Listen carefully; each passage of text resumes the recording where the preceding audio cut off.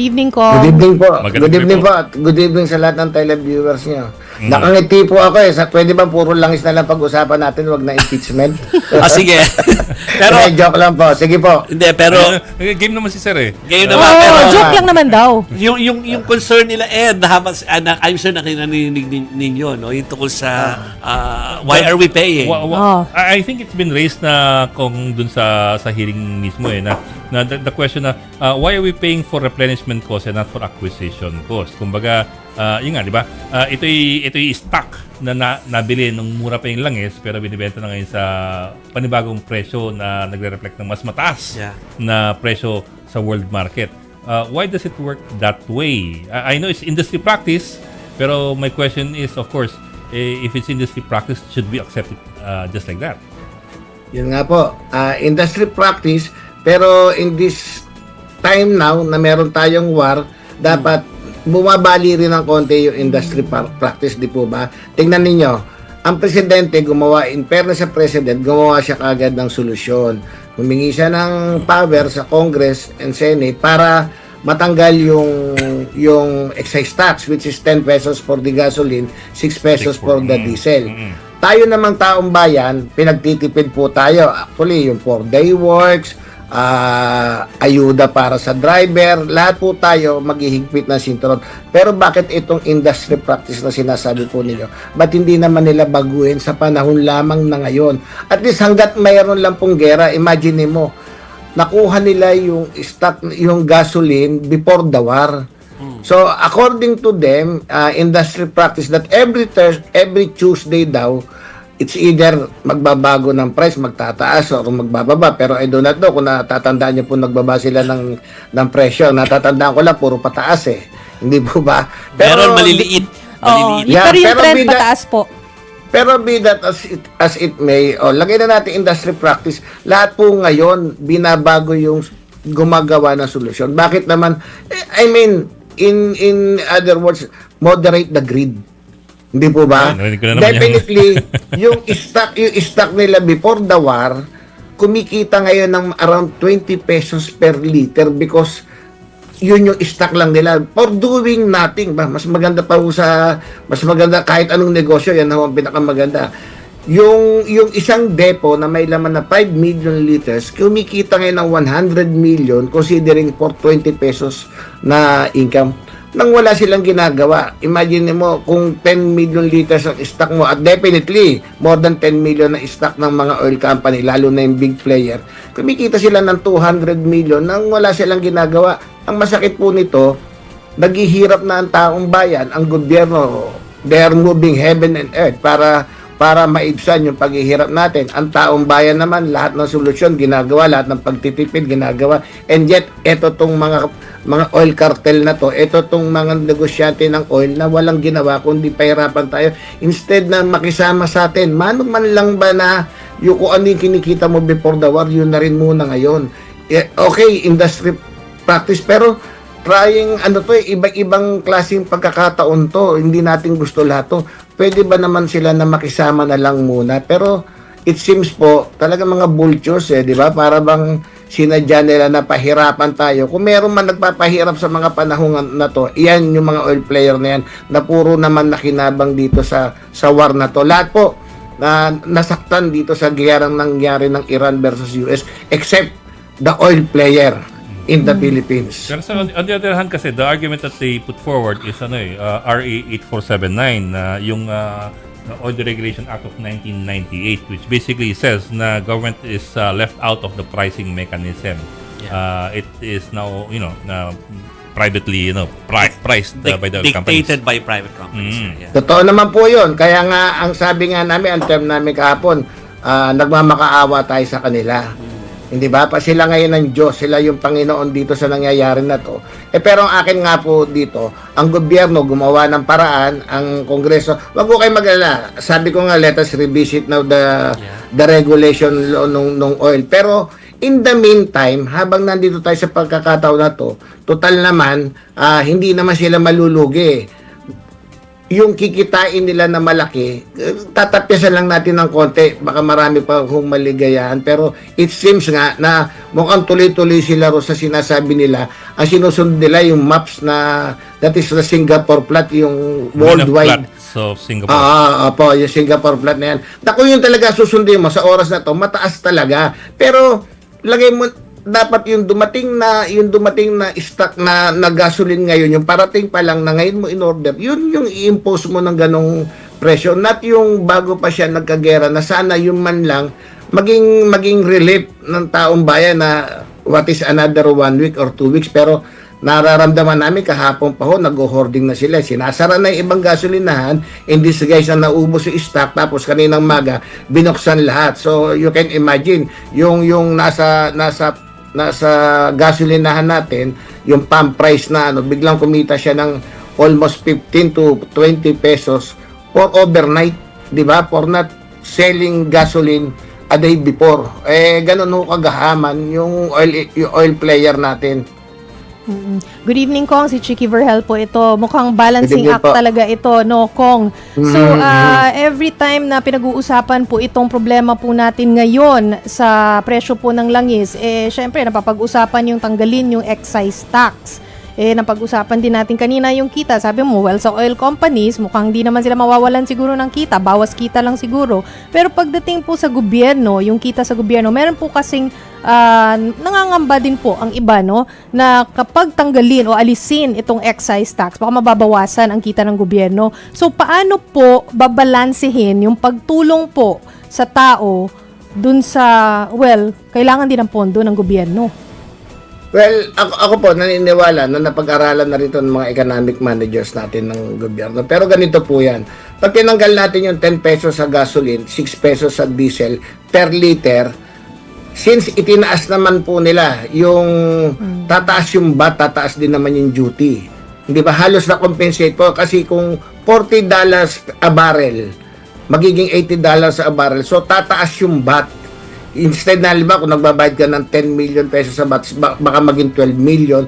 Halos na-compensate na rin po. At yung pag nag-trickle down na yan, nagmahal na yung mga bilihin natin, ganun din naman po, ginagastos din ng taong bayan yung pera. So, umiikot lang naman, no, na ang importante lang dito, in the meantime, sa ganitong pagkakataon, hanggang Disyembre lang naman yung binigay natin na power sa presidente, maramdaman man lang ng taong bayan, lalo nung mahirap na kasama nila ang gobyerno sa problema na to. At kahit papaano po, naibsan. As a matter of fact, etong pagtanggal ng excise tax, lahat po kay mayaman, kay mahirap, makikinabang dito.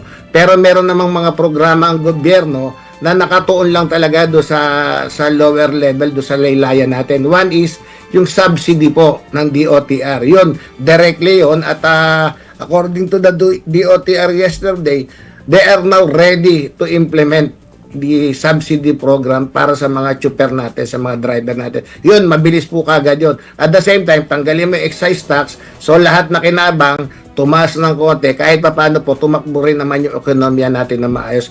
At then hopefully, 2 weeks from now, matapos na lang po din yung war na nangyayari sa US and Iran, para kahit pa paano, mag-normalize naman po yung gasoline natin at bumalik sa dating presyo kung ibabalik ng mga oil player po.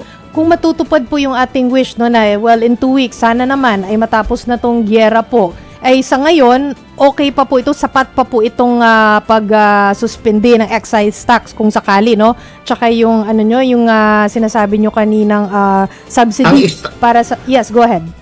Ang stock po ng gasoline kasi yung big player is 1 month. Pero as para sa inyo, hindi lang 1 month yan. 2 weeks naman yung mga small player. So, hanggang sa katapusan ng March, ikot tayo. At the same time po, nagsara lang naman yung daanan, yung Strait of Hormuz na binobomba ngayon. Pero I believe that within 2 weeks, pag nagbukas yun, kasi as a matter of hindi naman talaga 100% kung kinukuha natin gasoline and diesel sa Iran. A percentage lang ho. Marami tayong pinagkukunan, pero ang talagang nagsara na hindi makarating ng Asia yung barko nagdadala ng gasolina at diesel sa atin, yung Strait of Hormuz na ngayon pinagbawalan nga. So, andun yung solusyon ng US. And I believe within 2 weeks, even with war, pag nagbukas yun, mag-normalize po yung merkado rin. Natatandaan niyo yung Ukraine versus Russia, nag-ano rin naman sila, pero nung tumagal na, nagkaroon din naman ng solusyon kung paano hindi tamaan yung ekonomiya.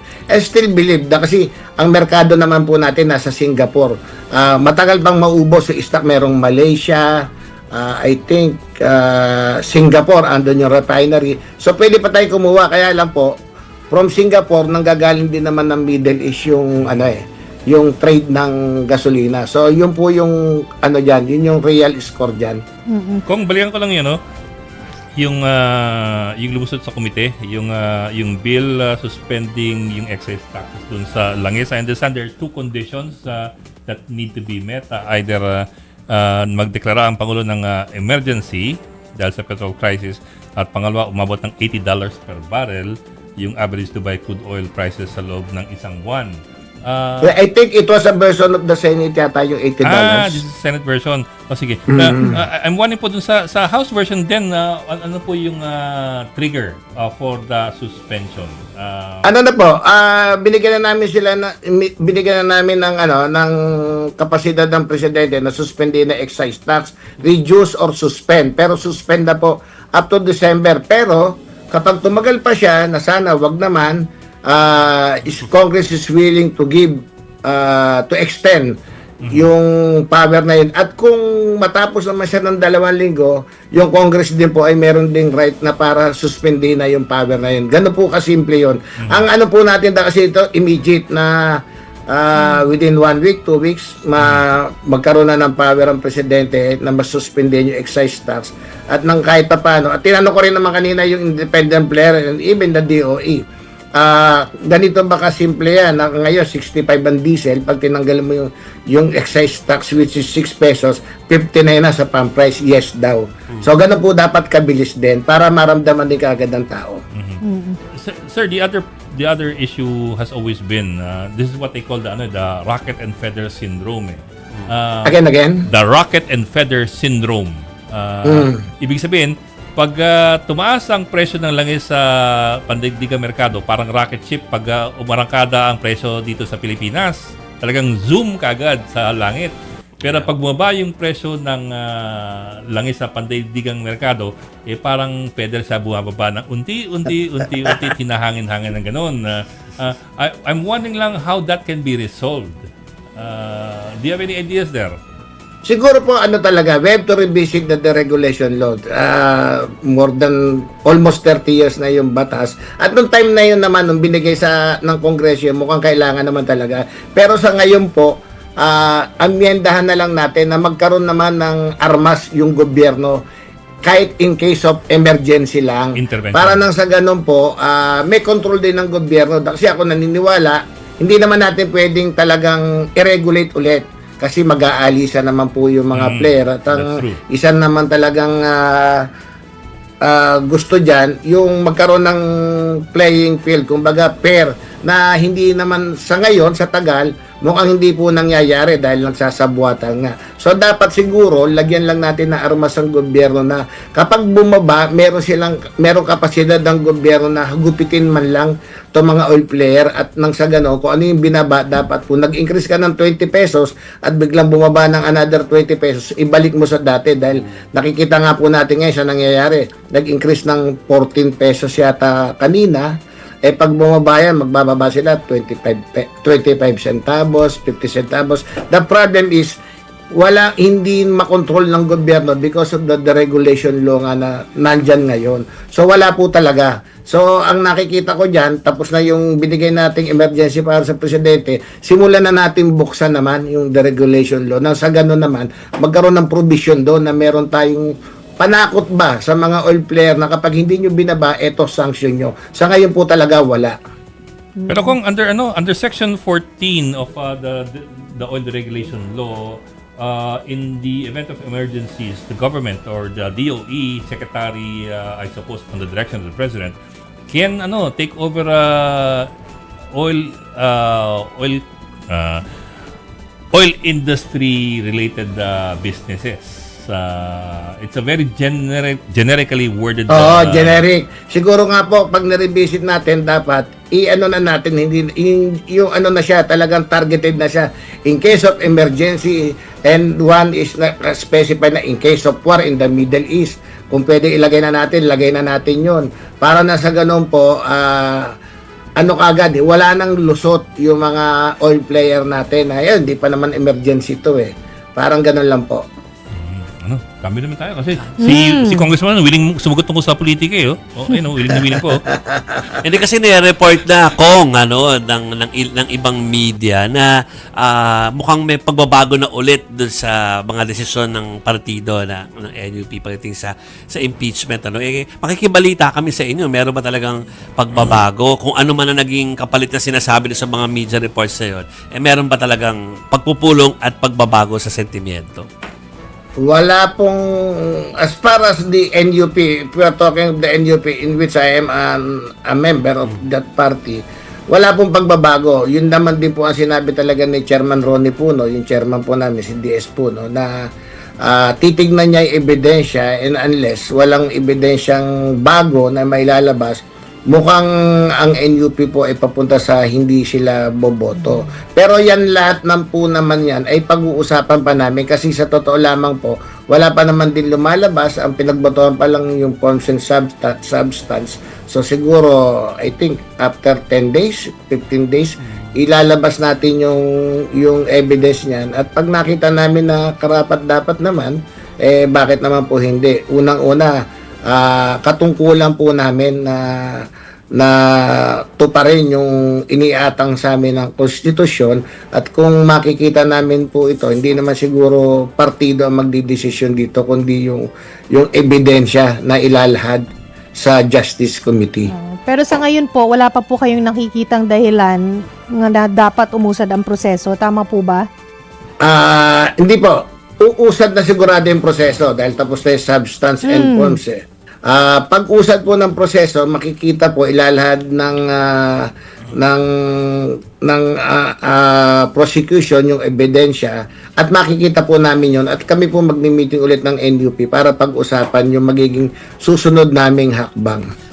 Pwede ba nating Ed, malaman from Kong Valeriano kung ano yung hinihintay ng smoking gun? Meron ba kayo parang nasa isip nyo na baka ito yung makapagpabago ng isip namin? Baka yung ako as far as I'm concerned, ang inaantay ko po dyan yung bank account. Narinig ko na meron daw bank account na ganito kalaki, tsaka tinitignan ko rin yung Madriaga statement yung kung dalawang yan. paano magkoconnect, yung dalawa na po yun. Siguro pagka yun, then we decide.